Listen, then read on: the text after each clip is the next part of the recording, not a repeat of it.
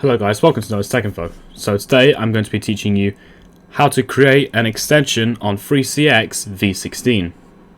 So without further ado, let's begin the tutorial.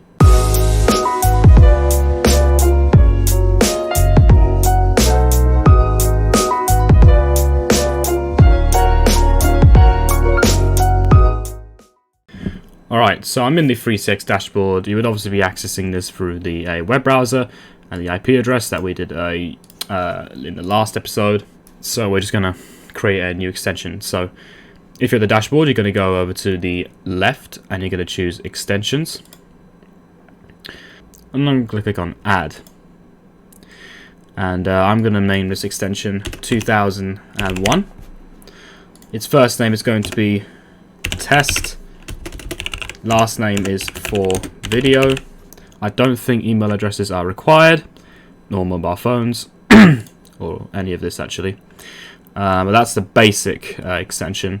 Voicemail, obviously you have the UK English prompt set. You can choose either to read date and time in either AM or PM format.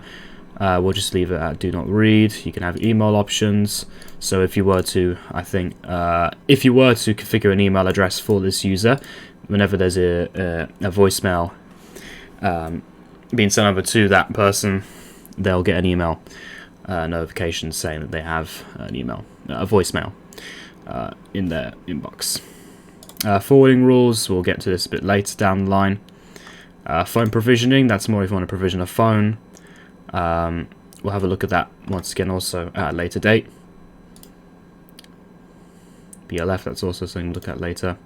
Options, you can either choose to disable the extension, you can either choose to disable external calls. So calls that are coming in through SIP trunks, I assume, will be part of this list. So only within the PBX you'll get calls if you were to choose that option there. And this is all, I think, yeah, this is something we'll also look at a bit later, because this is, I think, a whole nother system here. But that's the basic extension at the very, at the basis of it. You can also provision the phone. So if you were to have the FreeCX application on your Android or iOS device, you can download the FreeCX app and choose to scan a QR code. And in this case, we'll be scanning this one here. Well, in my case, but obviously in your case, you'll be using. You get what I mean. But that's the basic extension configuration there. So now we've got that all set up. So now what we're going to go into this link here. Okay, so we're now at the web client. I had to switch over to another web browser because the previous browser I was using, Opera GX, does not have WebRTC. So make sure that your browser does have that enabled or is compatible.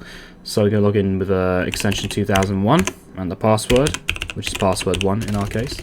It would help if I type that in correctly. And I'm now going to open a new incognito tab with extension 2000 on it.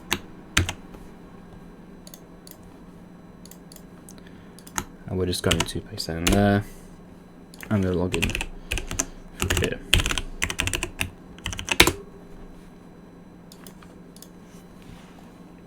Okay, so I'm now going to be calling 2001. No, sorry, I'm going to be calling 2000 from 2001.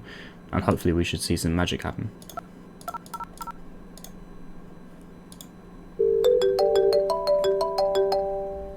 As you can see, there is a call.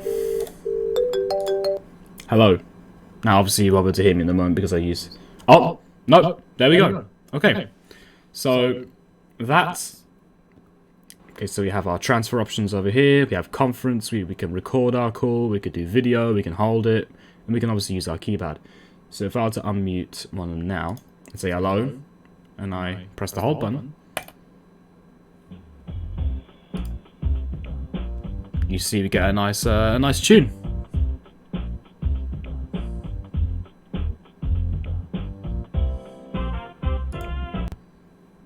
There we go. And that's it. Hopefully this video has been helpful. If you'd like to request a video, please leave your comments in the comment section below, or you could check out our Discord server Instagram page and Twitter page, which are the links in the video description. Join us next week where we'll be showing you how to configure a phone, as in an actual phone, like a Samsung phone, like a smartphone or something, and configure one of these extensions to that, and of course make another test call. And then we might also look at soft phones like the V16 soft phone over here. I'll be looking at that next week.